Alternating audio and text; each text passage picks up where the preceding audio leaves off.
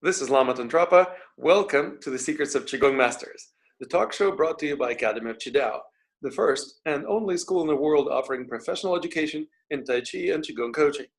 To find out about the Qigong and Tai Chi coaching programs, and to learn how you too can become a certified Tai Chi or Qigong coach, please go to qigongcoaching.com.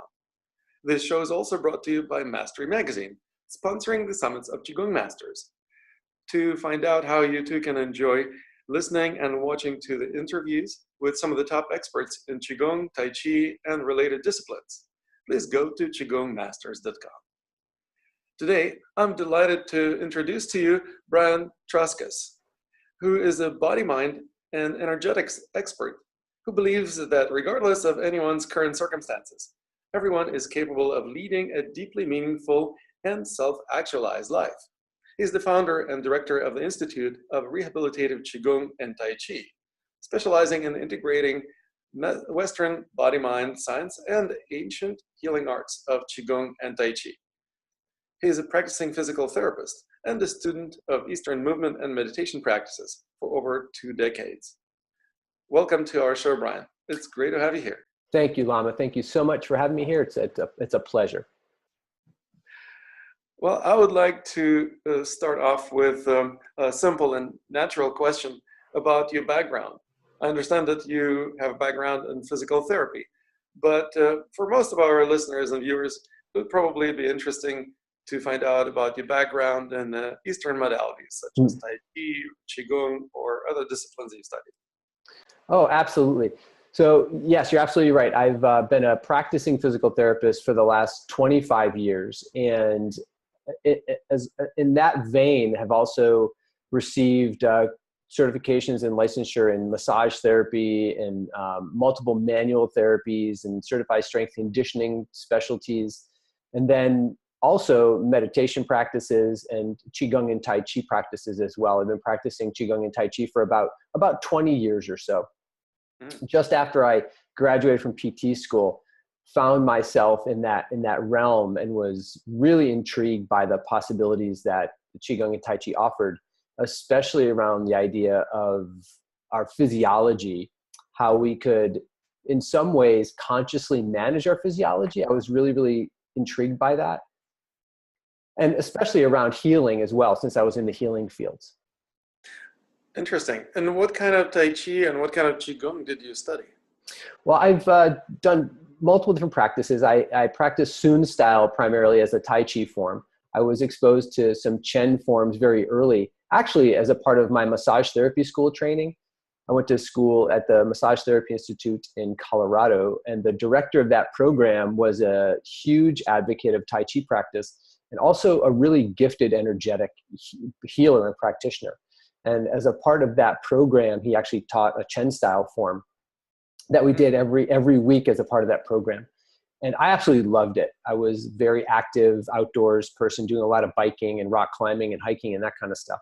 And I found that the Tai Chi practice was so valuable for me to help with recovery, to help with performance, to help with just aches and pains, and also to manage a very long-standing chronic back pain issue that I was dealing with at the time. So that was very early on, had that Chen style introduction. And that wove into more Qigong practices, integral practices like with Roger Yanka, and some Tai Chi for Health practices with Paul Lam's group, those types of things. I've really trended more towards, again, the Tai Chi and Qigong for Health practices. I see. And perhaps you can share with us a little bit about your Qigong studies. What types of Qigong, what styles did you learn, and from whom? Well, I did some Muji Qigong practices with Gary Garipoli and Daisy Lee. I've done some, again, integral Qigong practices with Roger Yanka. That's probably been some of the deepest study I've been through, done quite a bit of study with Roger in his integral programs, which has just been fantastic and wonderful. And then I've also picked up some evidence-based Qigong practices from Master Yang as well. Wow. So essentially you have been exposed to some really great teachers who do not teach what you currently practice. I understand that you basically must have developed your own approach to applying Tai Chi and Qigong towards rehabilitation. Is that right? Yeah, that's absolutely right. I mean, my experience has been a bit eclectic and always bouncing back and forth between the realms of Western and Eastern. Of course, Mhm. being in the Western rehabilitation field, we always like to say we need to leave breadcrumbs to what we do. There always has to be an evidence base in the Western system. We have to be able to document. We have to be able to validate what we're doing. Mhm. And early on in my Qigong and Tai Chi practices, I really wanted to create a bridge. I wanted to be able to start sharing Tai Chi and Qigong with my patients. At that time, I was working at Craig Hospital in Colorado, which is a world-renowned hospital for people suffering and surviving from both traumatic brain injury as well as spinal cord injury. Where is it located? It's in Englewood, Colorado. Mhm. And so I practiced there for much of the 90s and early 2000s. And I found that Qigong and Tai Chi were perfect, really wonderfully perfect modalities for what we call neuromuscular re-education, or helping people, of course, regain balance, fluidity, coordination, those types of things. Right. But I was still missing something. I was really trying to integrate, but I was still missing something, and I wasn't sure what it was. And so my practice kind of faded off a little bit. I moved away from it slightly. And then at some point, this is probably about 15 years ago, I actually had an accident and I separated both shoulders. And I couldn't lift my arms for quite a long period of time. And I joke about this with other rehab professionals saying, you go into the clinic and your patients are in better shape than you are, kind of thing. You're wanting to actually demonstrate things for them and you can't because I couldn't lift my arms. So I was trying all of the typical Western physical therapy things that we would do, the e-stim, the ice, the ultrasound, some basic linear movement patterns, those kinds of things, and didn't get better at all. I was really getting very depressed, very anxious, very upset, and still had all this physical pain. And the only thing that I could actually do that was painless and felt productive to me was a very simple Qigong practice, all below my level of shoulder. So I had to modify Qigong practices to get them all down below shoulder level because that's the only place I could use my arms. Right.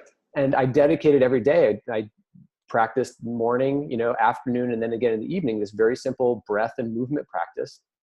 Mm-hmm. Really based a lot on the Wuji Qigong practices and a couple other things that I had discovered along the way also. And within a very short period of time, and you won't be surprised by this, I'm sure, Lama, that my depression went away. So I started to feel much lighter. I started to feel more energized in my body. I started to feel really optimistic. And what was shocking to me about that is that physically, actually, I hadn't changed much yet, but emotionally, I was feeling better. Makes total sense. And that was so encouraging to me that I kept going. Right. You were basically tapping into the flow of Qi. Yeah. And if you're feeling more life force flowing through your system, you can't be depressed. It's like it's really virtually impossible to be depressed when you have more energy flowing. Exactly. Yeah, it was really magic. And so I kept going, and within just a very short period of time after that, my physical function started to rapidly improve. And I was able to then all of a sudden get my arms up to shoulder height. So I had to kind of dig out some practices that worked just at shoulder height, continued working there. And then all of a sudden I was able to go above shoulder height. So I found modified practices based on being able to go over shoulder height. And what I realized I had done after I went through that process, and very quickly, actually, very expediently, was able to regain full range of motion and full strength with very little discomfort and pain at all. And I felt really great in my body, my attitude, my psychology, my physiology. I felt better than I probably had ever had before in that process. I had to figure out what happened. So I dove into the science of all those kinds of things. But what I really realized what I did was I worked along what we call a protocol method. As rehabilitation professionals, we follow what we call protocols.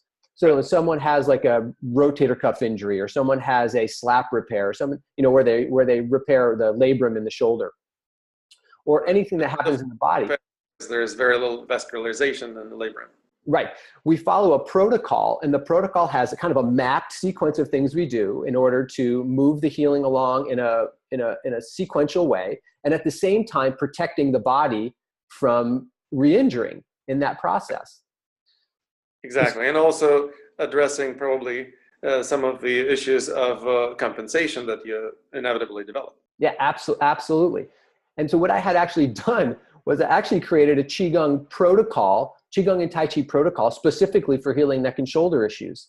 Mm-hmm. And it was so amazing to me that then I understood that thing I was missing before about not being able to actually know how to specifically apply it to my clients. I was missing that link. All of a sudden, the link was very evident to me because I'd gone through it myself.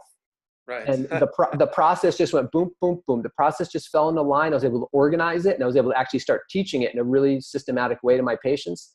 And the results we got were just amazing. Well, obviously, being a wounded healer Mm-hmm. Is an important aspect of being a successful healer, because if you never experienced it firsthand, sometimes you don't know how to really go through this process from the inside of it. And so, in a sense, it's kind of helpful. And you may even have attitude towards it like it was not just an accident that hurt you. It might be a blessing in disguise. Totally a blessing. Yeah, absolutely. I'm so grateful for two things I'm hugely grateful for in my life. And that shoulder injury is one of those things. And the other thing is the chronic back pain that I've had experience in my life that I also, healed with Qigong and Tai Chi practices. Did it happen before or after the shoulder incident? The original back problem started before, and then the back injury healed after. After I was able to actually understand how it worked, I was able to not only apply it with my patients, I was actually able to apply it again with myself in different areas of my body. Right. So basically the same principles work towards shoulders, neck, lower back, and other parts of the body. Yeah, absolutely. So would you share with us the principles that you discovered? Well, first of all of the principles of Qigong and Tai Chi are so incredibly rich. Was really the first thing that I really wanted to investigate. The postural alignment, the slow, fluid, and rounded movements, the moving from the dantian, mindful weight shifting, all of using the imagery and the symbolism, which is kind of inherent to Qigong and Tai Chi also, and the lighthearted nature of things. So these principles, I went deep and investigated the physiological responses to every one of those principles. First of all, I wanted to know when we did one of those things, what happened physiologically that stimulated a healing response in the body. So that's the first thing I did, because I wanted to be able to map it and explain it to doctors that I was working with, Western doctors that I was working with, and Western physical therapists and Western medical professionals. Because for them, those are those breadcrumbs essentially that we needed. Well, so the principles that you mentioned were moving from the center to the periphery. Basically, that's what we would also refer to as the waves radiating from the end to the periphery of the body. You also mentioned the smooth, rounded, circular movements. What other principles did you discover? Well, certainly, one of the most fascinating ones is and the simplest and the primary one is that upright posture. Looking at the posture from a perspective of, what we call tensegrity. First of all, are you familiar with tensegrity? Very much so, yes. Yeah. So the idea of tensegrity, and that actually are, and there's. I may be familiar with tensegrity. It doesn't mean that our listeners are. Yeah. Perhaps we can share a little bit about the principle of tensegrity. Yeah. So tensegrity is this idea of Buckminster Fuller's geodesic dome idea, which is kind of compression. So if you think about a building, a skyscraper is based on kind of gravity compression to hold its structure. And as soon as that skyscraper, if it went off angle a little bit, then it would succumb to gravity and collapse to the ground. Where a camping tent, that has, you can, a freestanding tent, and you take it and you can turn it in any position or shape, and it'll hold its shape. It's not dependent on gravity because the forces are expansive forces from internally versus compressive forces from externally. Well, so 2 points. One is that the tent is very light as compared to the weight of the building. Right. And so the weight of the tent is not going to collapse the structure because the strength of the structure is capable of withstanding much greater weight than the weight of the tent itself. Yes. And the weight of the building is such that the structure will not be able to support it if the pressure is not applied along the vectors of the pillars. Right. So basically, if the pillars are misaligned, just like the bones in our bodies can be misaligned if we're not paying attention to that, then something will have to compensate for the weakness. Basically, the muscles will have to kick in. So it's not like the body is going to collapse immediately, because we may be able to compensate for the misalignment of the bones by tensing up the muscles, but then something is going to start happening. We're going to burn energy. Muscles are never as strong as bones. Right. Also will probably be less balanced. Basically, the center of mass of the building needs to be on top of the center of the footprint of the building. If the epicenter of the center mass of the building is on the edge or beyond the edge of the footprint of the building, it's going to collapse. Right. Well, the same thing happens with the human body, right? If the center of mass of the human body is close to the edge of the footprint, basically it's going to be difficult to stand. Very difficult to stand, exactly. Collapse. Yeah. And actually, that's a really great analogy and point that you're making, Lam. It's fantastic. There's a researcher by the name of, actually, he's also an orthopedic surgeon by the name of Stephen Levine, who talks about what's called biotensegrity. And I'm not sure if you're familiar with Stephen Levine's work or not. I'm not. I remember somebody was applying the principle of tensegrity to the human body, probably way beyond, before Levine, who was also one of my teachers, Carlos Castaneda. Yeah. He even produced several videos and published a book or two about the practices he calls tensegrity as well. Yeah, and yes, exactly. And one of the things I found just fascinating about this work is, especially when we look at the spine, that the old view of the spine is that the spine is a compressive structure, and that the discs are meant to be supportive devices between the vertebrae. And some of the work that Levine did with cadavers actually is that when they cut the posterior and anterior longitudinal ligaments, the ligaments that go up on either side of the spine actually doesn't collapse, it springs apart. That the spine actually naturally is in a constant state of expansion, not compression. And the ligaments are there to not stop it from collapsing, but to stop it from coming apart, which is one of those ideas in the Tai Chi and Qigong posture, the settling of the tail, the rising of the head, that we are actually also activating what the spine is doing naturally, which is to separate or create space between the vertebral segments between the discs.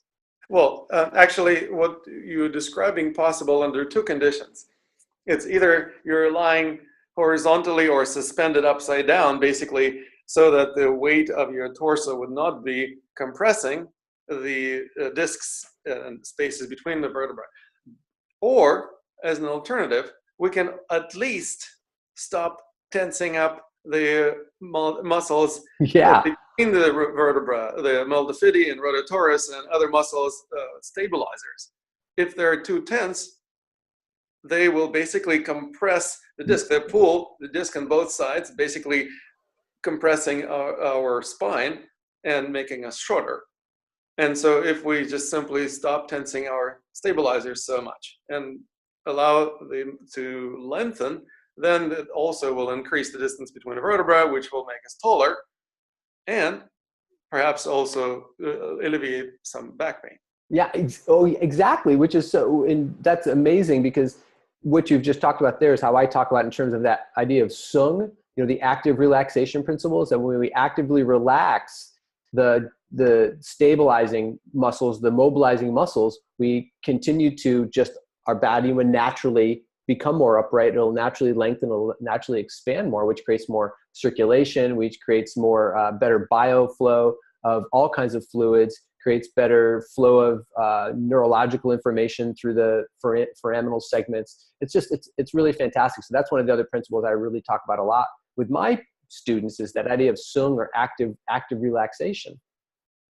Fantastic. Well, we seem to be on the same path, on the same page, as it were. Now, how how about some other principles? So song is obviously an important principle of active relaxation. Perhaps it can be facilitated through certain breathing exercises, through body alignment, Mhm. awareness, and perhaps some adjustments that one can make. Any other principles that you said apply to both the healing of your shoulders as well as the back? Well, the other one I like is song. So the idea of expansion or creating more spaciousness in the body. That's one of my personal favorites. When we sung and song, put those two things together, we have the active relaxation, and we create spaciousness in the body that opens up room in the joint systems for synovial flow. It decompresses abnormal wear or tear on the joints. It helps correct what we call positional faults at the joints, where the bones may have subtle misalignments or those kinds of things that can cause excess wear on the joint systems. Allows So, more room for fluidity, for vascular flow. yeah, and obviously subluxations in the spine. And your shoulders, I understand you said that you basically dislocated your shoulders. Actually, And how separated. I had a separation at the acromioclavicular joints right there on both sides.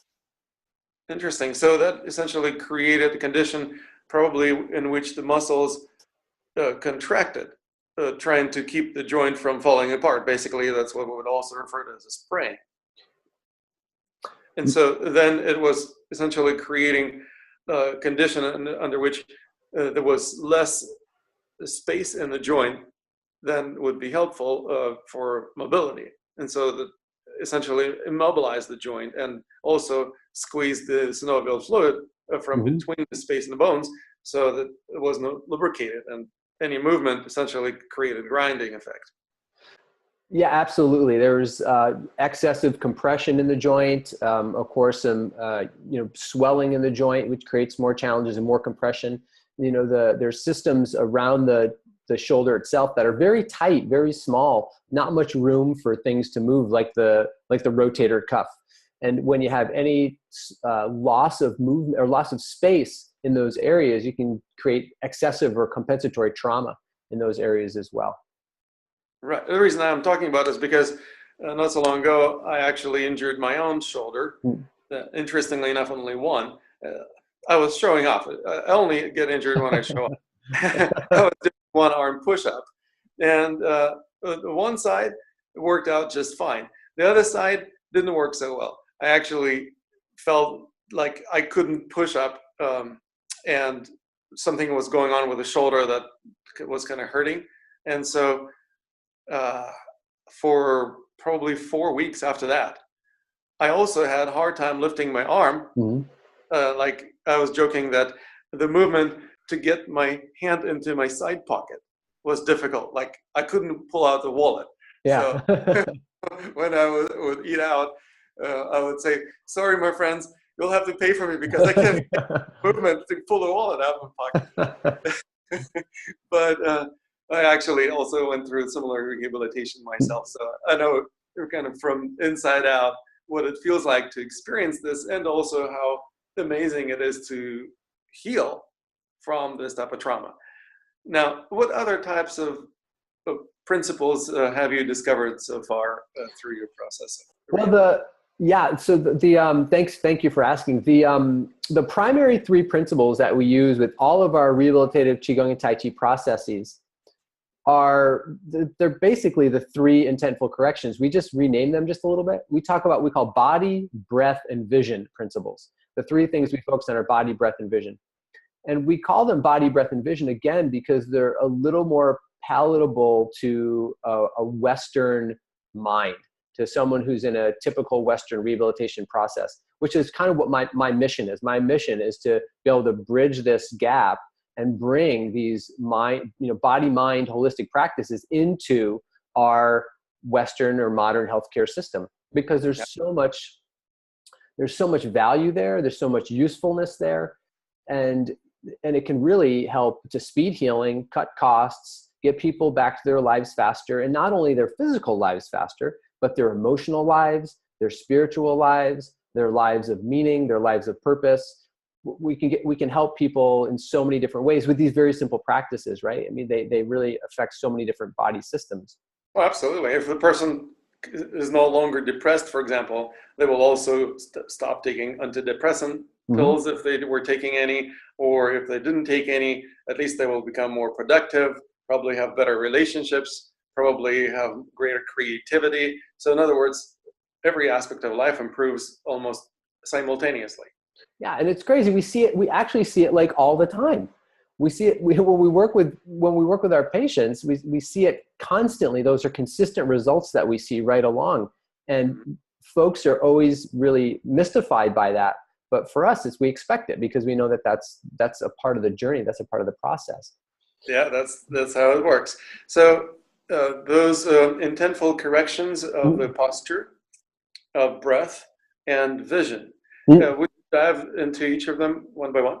Absolutely. So for each one of the different gestures that we teach, so if we look at, say, the neck and shoulder program again, and there's 13 gestures in the neck and shoulder program, going all the way from what we call an acute process all the way up to a chronic process. In other words, you know, you're just injured and you can't lift your arms above your shoulders, and then in the middle you can get to your shoulders, and then here at the end you can get your hands above your shoulders. So we have that process. So for each one of those movements, we break each one of the movements down into those three principles. We teach people specifically what to do with their bodies, number one. And the really cool thing is that for every time we have an injury in our body, whether it's our shoulders, whether it's our knees, whether it's our hip, whether it's our back, our body actually does a very predictable thing. Our body will activate something predictably, and it'll deactivate something predictably. And that's based on what we call your neuromuscular profiles, or your mobilizing versus stabilizing muscle groups. And all the time, the mobilizers will activate to splint and the stabilizers will go offline, because that's just how it works. The mobilizers, what we call, inhibit the stabilizers from functioning. Now, go ahead. And also what's interesting about that is the inhibition of functioning of stabilizers then has to also be compensated by engaging mobilizers to do the job of stabilizer muscles.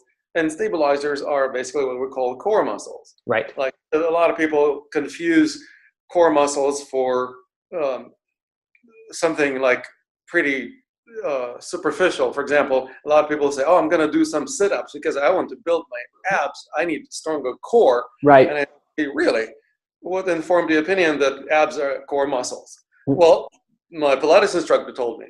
Well, the Pilates instructor doesn't know what he's talking about, because abs, by definition, are not core muscles. Right. However, you may engage your core muscles if you know what you're doing, but it's not going to be probably sit-ups the way that you're doing sit-ups. It's going to be a similar but slightly different modified exercise, a lot slower, and also going through much less range of motion, because stabilizers don't move that much. Exactly. That obviously is a really important principle that you're describing right now, working with splintering of the mobilizers and deactivation of stabilizers. So, and what do you do to reverse this condition, so to speak? Yeah, exactly. And great example of that. You're right on the money with it. So there's relationships of mobilizers, stabilizers all over the body, including the neck and the shoulders, as well as the core, like, you know, as you indicated, and even down as far as into your ankles. So with the neck and shoulder program, for instance, we've chosen movements, you know, body stuff or movements that specifically will decrease the influence of the mobilizers and activate the influence of the stabilizers, because that's the relationship that we want to create. We want to balance that relationship back out. So there's certain movements that we do in therapy, in Western PT stuff. There's certain movements that we do to specifically do that. What I did was I went and looked at dozens, if not hundreds, of different Qigong and Tai Chi movements and analyzed them from a biomechanical perspective, and looked at which movements actually did what I wanted them to do, which was to decrease mobilizer influence and activate stabilizer influence based on my knowledge of Western physical therapy. And so that's what we do with the body movements. And so we've specifically, for every one of our programs, I've specifically done those analyses for each movement to make sure that's the relationship that we're getting. That the whole time we're recreating the proper proportion of mobilizer versus stabilizer activation, because then we'll have normal joint function, normal joint movement, and then no pain. Right? So the body movements specifically are designed around that principle. And then of course we use the slow fluid, movements because of what we know that does to us ourselves physiologically as well. Right. And slow movement also allows the person to be much more mindful about how they move. Because a lot of times people think, oh, I'm going to do 10 repetitions of this move. And they're paying attention to the number rather than to how each movement is performed. And so basically going for something really superficial, like how many times I've done this, it really makes no difference. It can do 10 times or 2 times.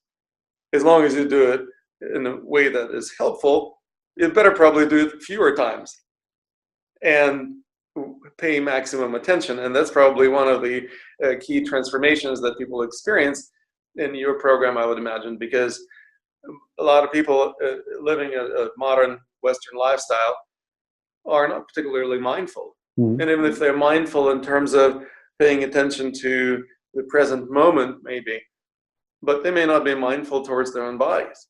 And often when I work with my clients, they also learn how to pay attention to something, for example, like the edge of the comfort zone. Yeah. Becoming mindful of the edge of the comfort zone is extremely beneficial because you're going to experience much less self-injury, or you will not re-injure yourself if you don't push yourself over the edge of the comfort zone. But that's what a lot of people do when they do exercises. Even rehabilitative exercises, I would imagine you have some kind of approach helping people to basically make sure that they don't hurt themselves doing those practices. Yeah, that's perfect. I actually call it the yellow zone. We have the red zone is the no pain, no gain zone. And the green zone is your like freezing your body and praying to God that your problem goes away zone. And the yellow zone is in between. So we want to be in that yellow zone where we're moving right to the edge of where that red zone would start, but never going past it. So we're nudging it. We're just kind of nudging it. And then as we come away, we go to the other side and nudge it in whatever direction we want to. But we know that nudging, the nudging and not the forcing, will actually create more trust within the nervous system itself to allow you to go farther the next time, and then the next time, and then the next time. Exactly. In a sense, it's like eroding the edge of the comfort zone. The more time you spend exploring the edge of the comfort zone, the more you get used to being there. And by doing so, actually, the comfort zone expands. And also interesting that the culture of movement becomes very different, because most people try to reach for something that is outside of the comfort zone. Like they have desire to move further, or like be more flexible, or have greater range of motion, or some other things that reside outside of our comfort zone. Basically, all our dreams and aspirations seem to be beyond our comfort zone in most cases. That's why we still call them dreams, because we still haven't manifested them. Right. Yet. Well, so basically people often push themselves over the edge into discomfort and pain. Still probably didn't reach what they were looking for, or even they got it, but they're in pain now. And so they retract, come back to the comfort zone to recuperate or recharge. Maybe if they didn't get what they wanted, they will barge again, push themselves over the edge, again create some injury or hurt themselves in one way or another, and then come back again, basically creating cyclical crisis in their lives. Yeah, absolutely. And what I've seen happen is that that edge where the yellow zone and the red zone meet, when people do exactly what you're describing, that zone actually retracts. It keeps retracting, keeps retracting, keeps retracting until people are literally stuck someplace, and their movement is so small and limited because the threshold, their pain threshold, has kind of shrunk so far that they can't move beyond that really limited space anymore, because they've continued to push beyond it and push beyond it and push beyond it each time. Right. And so the solution often is in changing the direction at 90 degrees angle. So instead of pushing yourself over the edge, you actually change the direction at 90 degrees and start moving parallel the edge. And as you're moving parallel the edge, often you will experience much more circular movement, because that's usually how our comfort zone is, kind of more or less circular. And so you basically start exploring the circular quality of movement, which by the time you're done practicing also feels like, well, you expanded your comfort zone, or expanded range of motion, even though you were not pushing yourself beyond your comfort zone. Basically, you were just skirting that edge. I love that example. I've never heard that example before. I think that's a really great way to look at it. I like that. That's that part of the arcing movement. That's what we're doing. And it makes perfect sense. And now that you said it, it's like, why didn't I think of that before? That's a really great example. Yeah, this is what I call harmonious culture of movement. Basically, you create greater harmony for yourself because you're not hurting yourself. But at the same time, you're not stuck in the middle of your comfort zone, hoping that you will not hurt yourself. Mm-hmm. You are actually living as fully as you can. And by the way, when we are stuck in the middle of a comfort zone, we often are underwhelmed because we basically are not really operating at full capacity. But if we push ourselves over the edge of the comfort zone into discomfort and pain, we are overwhelmed with the discomfort and basically we are not happy. Now, it's interesting how being on that in the yellow zone or an edge of the comfort zone is essentially the condition for feeling flow. Last year, I interviewed a well-known psychologist, Dr. Mihai Csikszentmihalyi, who wrote several books on the subject of flow. And him and I had this really fascinating conversation about the exact same idea, that operating on that in the sweet spot. Yeah. Where you're not pushing yourself into discomfort, so you don't overwhelm yourself, but you're not underwhelmed either and bored.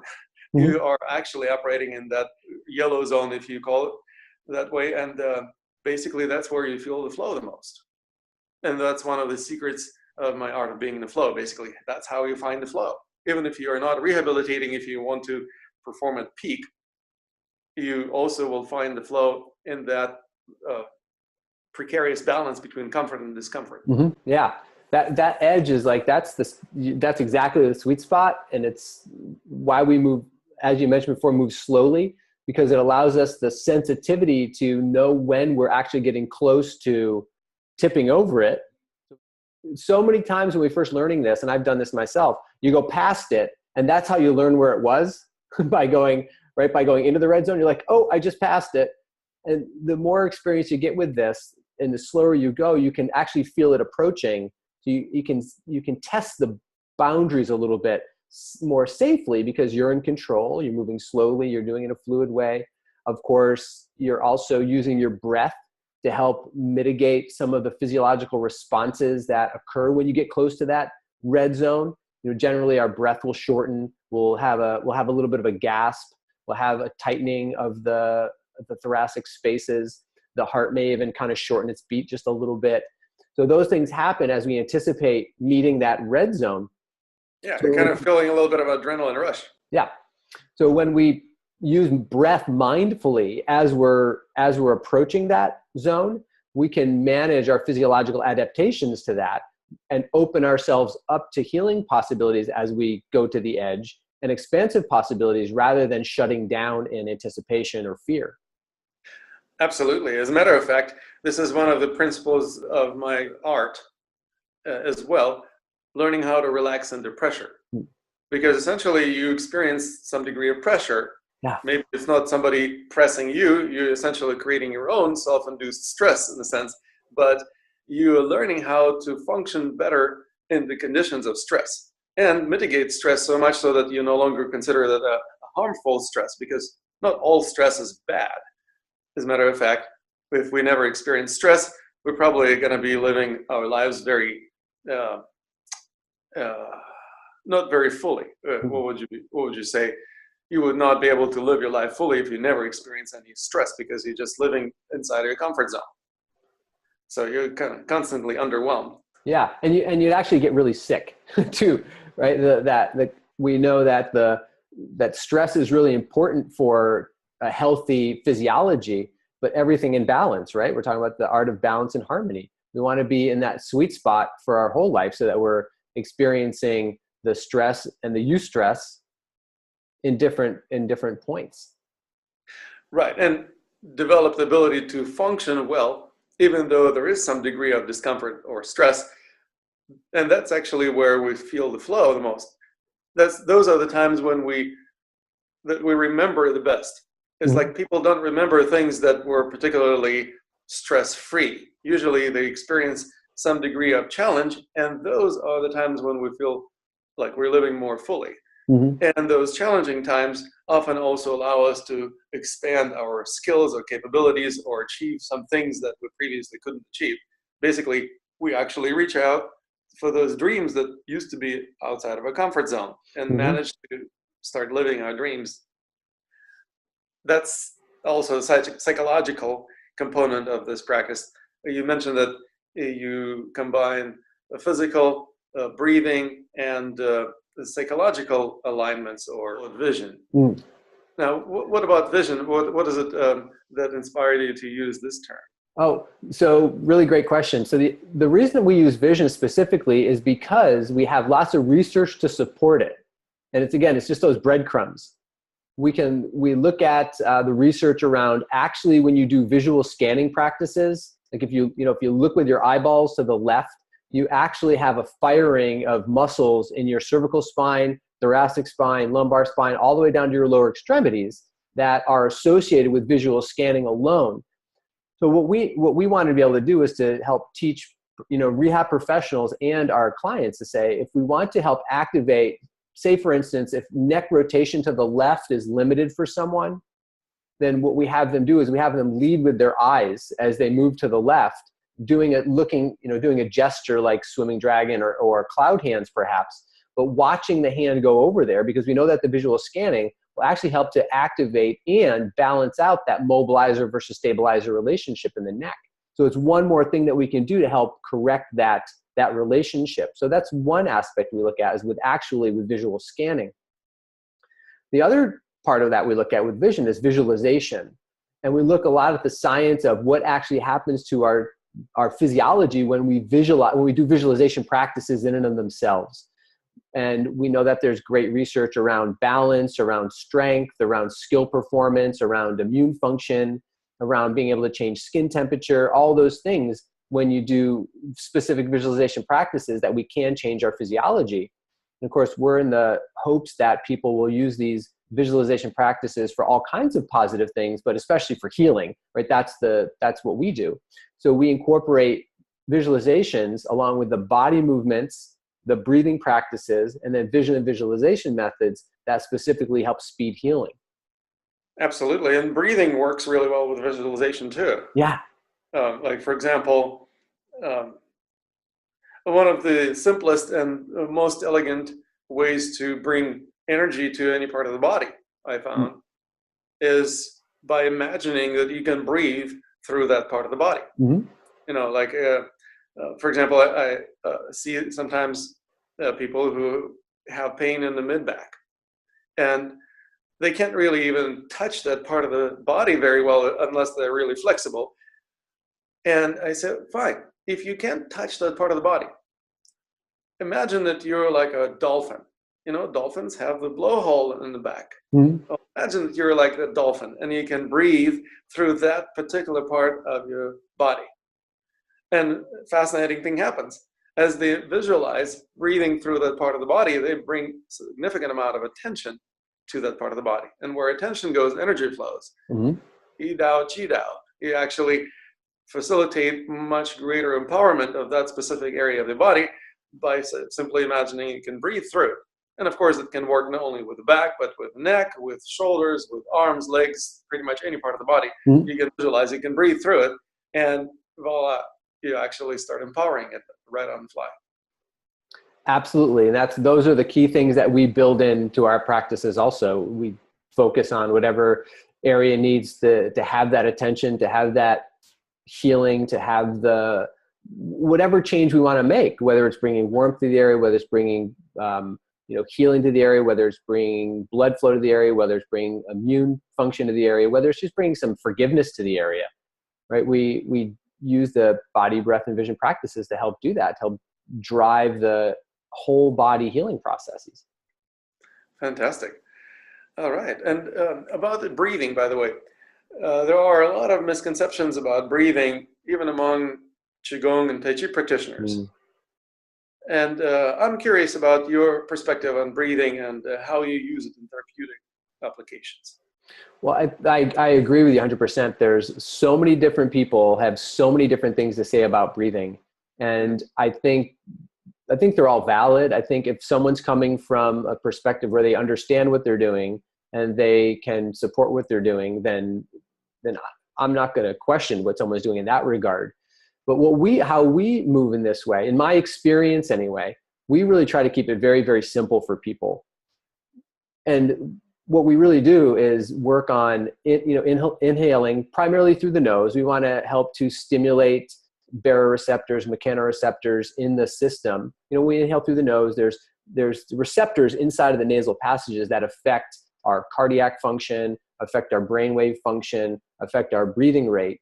So we want to be able to help feed those receptors really good, accurate information about what's going on externally and transferring to internally, again, to stimulate healing processes. And then we focus quite a bit on exhaling through the nose, but also through the mouth, and generally through a pursed lip breathing process. We want to really accentuate what we call long, slow, and deep exhalations.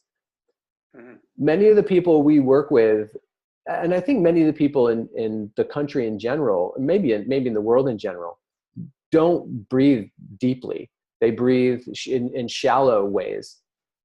And through all my years of trying to teach people how to do abdominal breathing or deeper breathing, when I would focus extensively on the inhalation and trying to teach people to breathe into their belly, as soon as they breathe in, they breathe into their chest because that's what they've been habituated to do. But when we have them exhale completely and have them empty their lungs as much as they can in a slow, progressive manner, the next breath almost has to be an abdominal breath because they've emptied their lungs completely. So the next breath is going to refill the lungs. And I love it. It's one of these Tao things. In order to refill something completely, first you must empty it completely. Right. Exactly. And also, one of the fascinating things about breath that some of our listeners and viewers may be able to benefit from as well is learning how to utilize more than one diaphragm. Obviously, we have more diaphragms than thoracic diaphragm only. Most people don't know about the existence of those diaphragms, so no wonder they probably don't use them very much. But for example, the pelvic diaphragm is very helpful in breathing as well. And I'm curious if you have any protocols or instruct any of your patients or clients or students as to how to use the pelvic diaphragm. We do actually, specifically in the Rehabilitative Tai Chi for core and spine stability program, we go into great depth in terms of coordinating function between the pelvic diaphragm and the abdominal diaphragm. Because again, the crux of that program itself is to encourage better neuromuscular control of the core system. And the pelvic floor is a part of that core system, and the abdominal diaphragm, and the thoracic diaphragm is also a part of that core system. Those are the top and bottoms of that core system. But we want to get those two diaphragms working in better coordination, better function, which supports the deep transverse abdominis and which supports the multifidi better for core control. So that program, we spend a lot of time working specifically on those two areas. Great.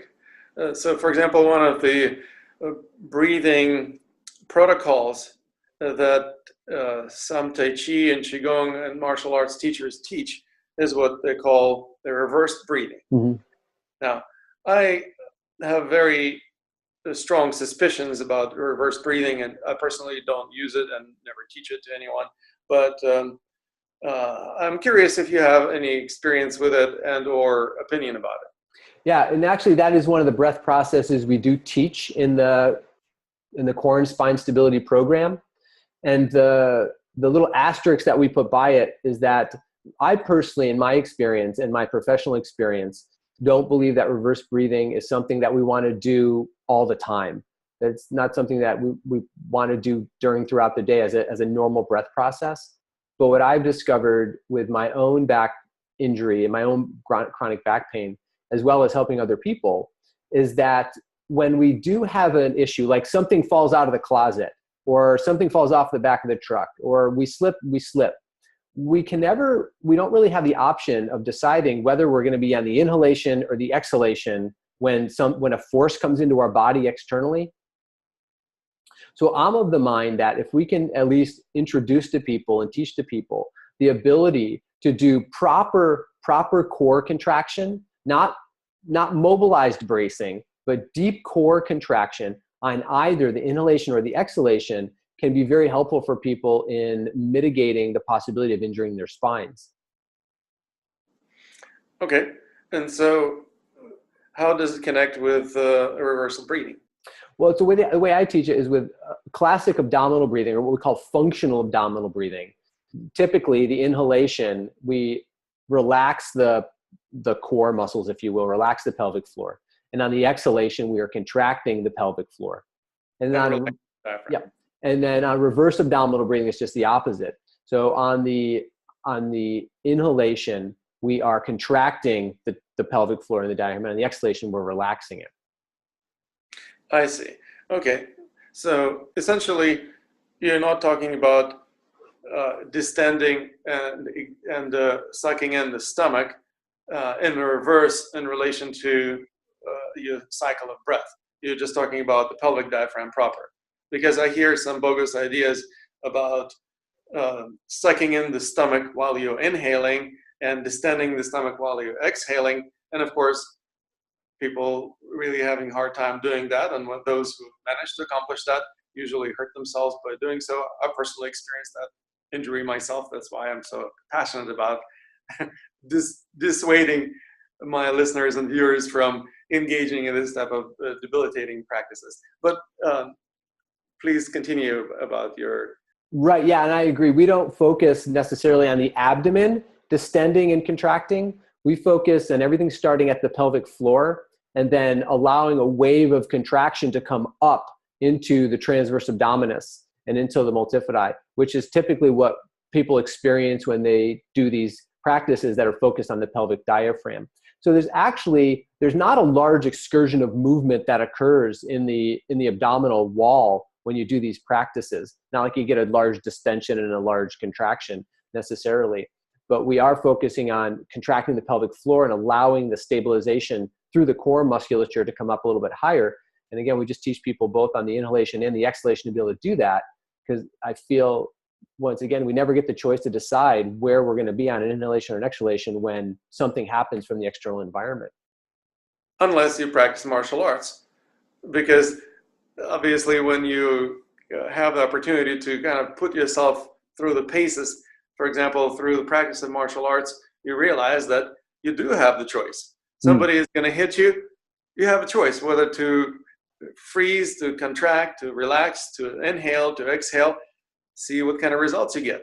If you get the results from doing it one way and compare it to the results that happen when you do it the other way, you can compare and see which results you like better. Mm-hmm.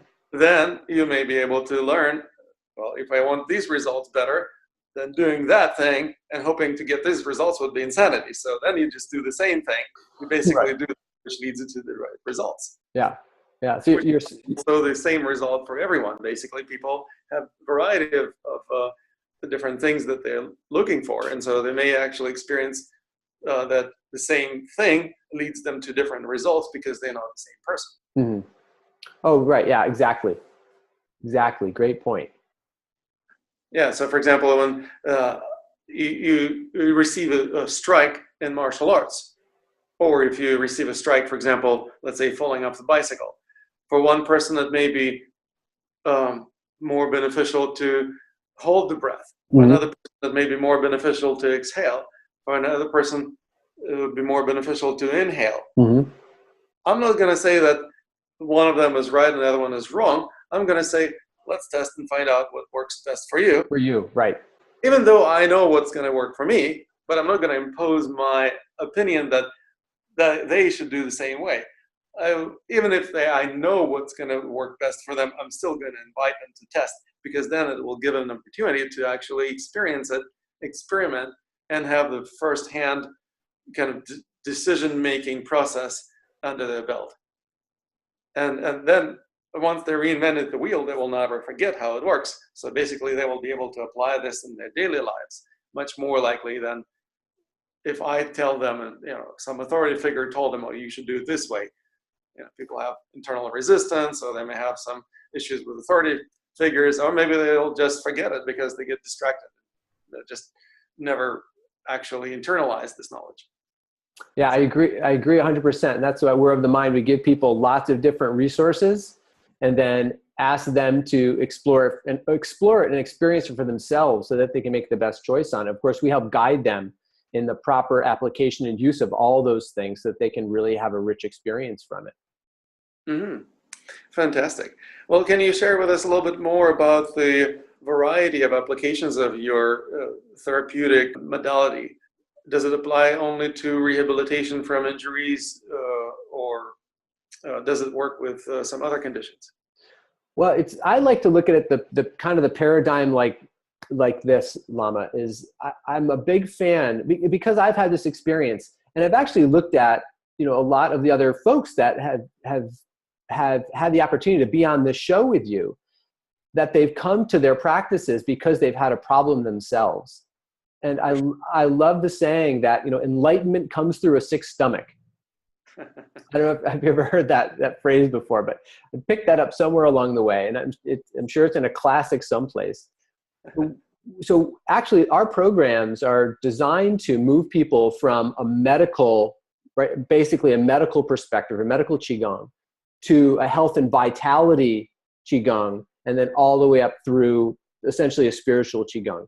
So we're going right up through that. That's the path that I've walked in my life, and I continue to walk. And of course, you continue to recycle through it also, right? And end up down there. But that's the path that I've found for my life to be incredibly enriching. And the people that I've had the opportunity to work with who have also taken up that path have found for themselves it to be incredibly enriching as well. Mm-hmm. And that's the one that's closest, nearest, dearest to my heart. So our programs can actually be used for that. And I've had patients who started off, they came to me because they had some serious neck and shoulder problems. And I still get emails from them years later saying, I do the neck and shoulder program every single day. It's changed my life. I feel better. I work better. I have better relationships with my families. My blood pressure is down. All these kinds of things that have very little to do with the neck and shoulder problem anymore, but they've gone through that progression from medical to vitality to some type of really profound life change where they feel like they actually belong here and they have more meaning. Mm. Well, obviously people who experience neck and shoulder issues sometimes, not 100%, but often also have an impingement or a compression of the vagus nerve, mm-hmm. which will mess up their physiology and will affect their level of anything from blood pressure to digestion. Mm. So I'm not surprised that people actually increase vitality and many other functions all around just because they heal the neck and shoulder issues. Yeah, and it's amazing, isn't it? I mean, I know we've talked a lot about the neck and shoulder, but the other programs we have we have a whole series of programs for spine also, because that's been one of my primary issues that I've dealt with in my life.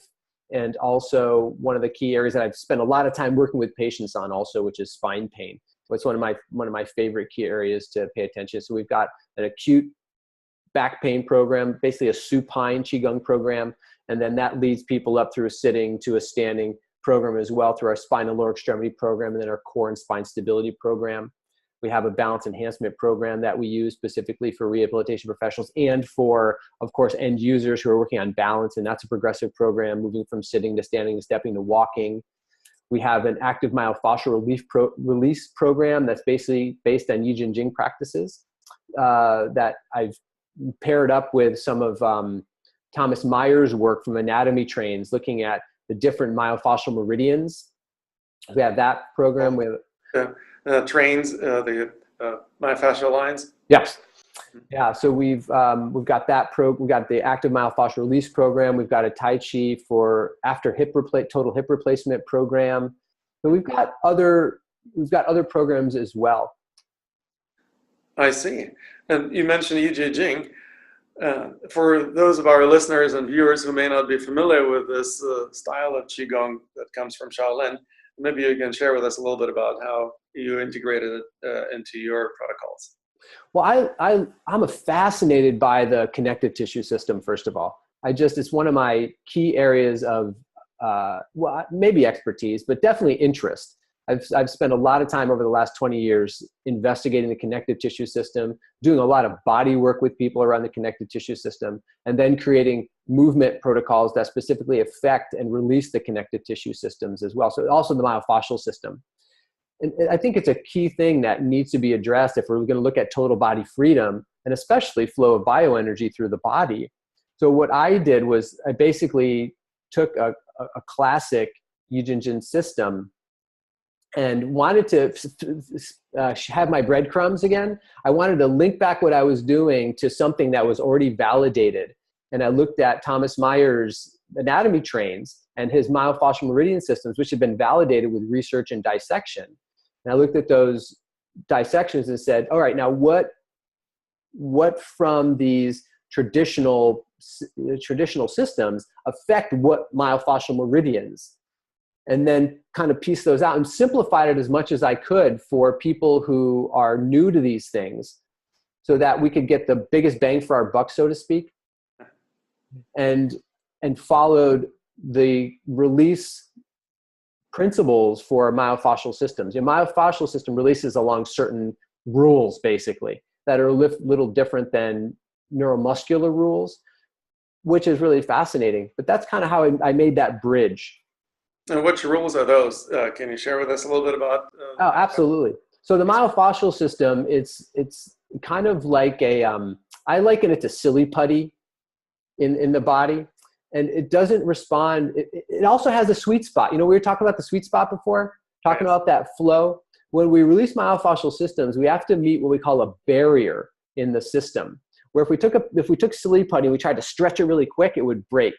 And that's not going to be great. And if we took silly putty and we didn't stretch it at all, then it's not going to stretch at all. The thing with silly putty is if you kind of compress it and you just wait, then the palm of your hand warms it and your fingers will gently sink into it a little bit more. Or if you took the silly putty and just gently tensioned it a little bit and you waited, then it would melt and just kind of goo a little bit further. That's the same way that the connective tissue system works. When we hold at a certain range, at a certain barrier, and we just wait, we breathe into the barrier. And that barrier can take anywhere from 30 to 90 to 120 seconds to even 5 minutes to release. When we wait at that barrier, we get a piezoelectric shift in potentiality at the connective tissue. The connective tissue softens and releases, which allows a greater excursion of movement. And we have better bioenergy flow through the connective tissue system, better fluid exchange, better circulation, all those things happen. So one of the principles is we work what we call a barrier and not a stretch. And we have to be very patient at that barrier. Yeah, I call it the process of lengthening rather than stretching. Right. And the funny thing is that, again, just like we were talking previously about joints, you essentially shorten first, and that is the beginning of lengthening. If you just start pulling the tissue apart, it will start resisting or reacting.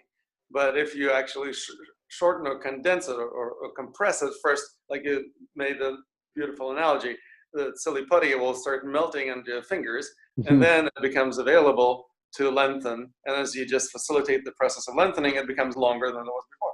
Absolutely. Yep. And the beautiful thing about it is that the breath will also change, because the central nervous system will recognize that what used to be a stressful situation is no longer stressful. So it becomes more relaxed, sending fewer signals of contraction, not only to the musculature of this musculoskeletal system of the body, but also to the diaphragm, the breathing muscle, which actually will facilitate the change in breathing, making it deeper, smoother. So you don't have to even teach the person how to breathe right, because you just simply remove that obstruction that was causing that ineffective breath. Right. Then naturally breathe more effectively. It's beautiful, isn't it? It's beautiful. It's beautiful how the body just naturally organizes itself with these really simple things. It's really fantastic. Yes, indeed. Well, I definitely enjoy talking to you, Brian, about all these wonderful things, because we seem to be right on the same page, and also use similar principles which has always been my focus of interest. I don't teach about forms. I don't care about forms. I don't even think that forms are really that important. But the principles are very important, and understanding how to apply the principles makes any practice informed. And so then you're no longer practicing forms, you inform your practice. Yes. And essentially transforms the experience. And then the question, of course, is how can we apply these principles not only in the context of rehabilitation, but also in our daily lives? Do you offer anything to your patients or clients in terms of the ability to take from the clinical environment into the environment of their daily lives? Absolutely. I have the opportunity. I live in a part of upstate New York where we are surrounded by farms, number one. And so I work extensively actually with farmers and help teach them Tai Chi principles for farming. How do they use their bodies while they're working on the farm? Farming is just absolutely rigorous. It's right. Where we live anyway. We have a lot of people around here who do just like complete horse farming. They don't even use machinery, they don't use equipment. They're really doing things kind of old school practices. And so helping them learn how to use their bodies differently to do all the things they do. I've also had the opportunity to work across the country with what I call industrial athletes. So people who work in industrial settings, doing things all the way from manufacturing, to healthcare kinds of things. So when we teach patient transfers, when we teach people how to load bags on and off an assembly line, teaching people how to dig holes, I teach them how to dig or lift or move or transfer things using, again, the Tai Chi and Qigong principles that they've learned in their rehabilitative process. Then they move that into actually what we call a functionality process. Oh, that's brilliant. That's exactly what I was hoping to hear from you, because this is what really makes the difference. Mm-hmm. I mean, in the context of a clinical environment, things may work one way, but then once the session is over, a person goes back home, and if they revert back to the habitual patterns of movement and using their bodies, it's going to be all for nothing, or they will quickly backslide into their dysfunctional ways of using themselves. And so basically creating a more functional culture of movement that could be used throughout the rest of their lives. That's something that's going to make all the difference. Oh, absolutely. And it's been so much fun. I've also worked with several youth athlete teams, especially soccer players, and teaching them to run with Qigong principles, to move with Qigong principles, to kick with Qigong, and just like seeing vertical jump improve, seeing speed improve, seeing injury recovery, sped up. It's really, you've been around this for a really long time, Lama, and I don't know if you have the same experience, but every time I see something like that, I expect it, but I still get absolutely delighted every time I see it.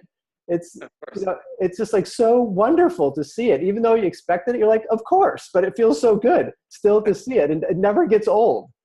Right. Yeah, I definitely delight in it each and every time I experience it, or I see any of my clients and students experience as well. And speaking of students, you also teach rehabilitative Qigong and Tai Chi, do you not? To professionals, yes. So I have what we call end users, or primary users, where I have patients that I teach to, and then I also teach to rehabilitation professionals and also Qigong and Tai Chi teachers who want to learn a little bit more about what we're doing. Yeah. So all of those groups we work with. Yeah. And do you work with more end users, or do you work more with teachers and professionals? At this point, more with teachers and professionals, actually. Yeah, I've moved out of a clinical practice and moving more into teaching roles in order to be able to kind of spread what I've learned over time and what we've created over time to share in a more mass way. Again, part of my mission is to bring these holistic body-mind practices into rehabilitative departments and companies and institutions all over the country, if not the world. Like many other people, I don't think I'm alone in that mission. I think a lot of people share that mission. I just happen to be working on it specifically through the rehabilitation departments, because that's my life. That's where I've been for the last 25 years, is in the rehab departments with the physical therapist, the occupational therapist, with the massage therapist, with the respiratory therapists. Those types of folks are the people that I've been living my life with for the last 2.5 decades. Right. And living in upstate New York, do you have much of the access to the communities and resources where you would be able to put your work to maximum use? Well, I travel quite a bit. And teach all over the country. And we also do a fair amount of virtual training with people as well. So both of those ways, we have an e-course that we do, what we call the Fundamentals of Rehabilitative Qigong Tai Chi e-course, where we dive really deeply into the scientific basis of each one of the principles, specifically as they apply to rehabilitation, such as we've talked about up to this point. So we have an e-course we offer for that. And we have professionals from all over the world actually taking that course. And we have follow-up courses after that are live trainings as well. Wonderful. Well, I will definitely encourage all of our listeners, viewers, and friends to check it out, because I certainly feel a great resonance with what you just shared with us, and would love to dive deeper into it myself, perhaps learn whatever I can learn. Thank you, Lama. And likewise, I've always enjoyed following what you're doing and following all the stuff that you're putting up there on Facebook, and you do such wonderful things, especially around and I want to just give you a huge congratulations and gratitude towards you for the collaboration that you bring. I really do appreciate that. The ability to bring together many other people from different disciplines or ideas of Qigong and Tai Chi, and to be able to collaborate with many folks for a larger mission, for a larger cause, is really a pretty wonderful thing. So I want to thank you for that. Absolutely. It's my pleasure. And it's definitely been a challenging but very rewarding path, because, as you may know, many people in Qigong and Tai Chi circles aren't particularly into collaboration. They think, oh, I'm doing my style and this is the best style. Well, by definition, then other styles are not so good. And so to collaborate with them would be like taking a step down on this ladder and of hierarchy of styles. And so basically that creates a barrier to collaboration. So we have to actually overcome this type of barriers by simply working with our own consciousness, removing our own internal mental barriers, so that we can work with other people externally and actually create greater flow of energy, because these mental barriers essentially are energy blocks. And once we remove them, we experience greater flow. Yeah. That allows us to be more in the flow, both professionally in our personal lives and also in our social lives. So basically, that's something that I would definitely continue diving deeper and working with more of our fellow professionals, as well as enthusiasts, Tai Chi and Qigong players. Any final words of wisdom that you would like to wrap up our interview with? Well, I think my most important thing for me is, live a life that's full of meaning and purpose and love and connection as much as we possibly can. I think that's the end road for everything that I've done so far in my life, and what the end road for what I try to share with everybody I work with. We can start and seem like we have very little, or start and seem like we have nothing at all, or that there's not much worthwhile in our lives. But as we start these really simple practices, whether they're the practices that I teach, or whether the practices that you teach, or whether the practices that anybody teaches, if we come at these practices with great sincerity and openness and willingness, they can lead us to a place in our lives where we really feel deep meaning, purpose, love, connection, and joy. And I don't know if there's anything more in life that we could possibly want than that. Excellent. Well, I totally agree with that. I concur.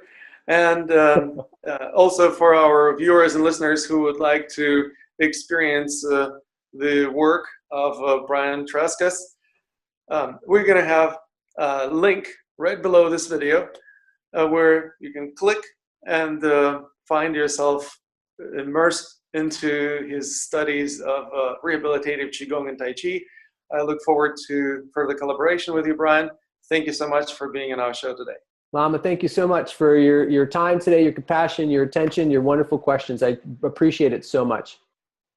Absolutely. And let me just remind our viewers and listeners, you enjoyed another episode on the Secrets of Qigong Masters talk show, brought to you by Academy of Qidao, the first and only school in the world offering professional education in Qigong and Tai Chi coaching. To find out about the programs and Qigong coaching and Tai Chi coaching, please visit qigongcoaching.com. This show is also brought to you by Mastery Magazine, sponsoring the Summits of Qigong Masters, bringing to you some of the top experts in Qigong, Tai Chi, and related disciplines. And to enjoy watching and listening to those interviews, please go to qigongmasters.com.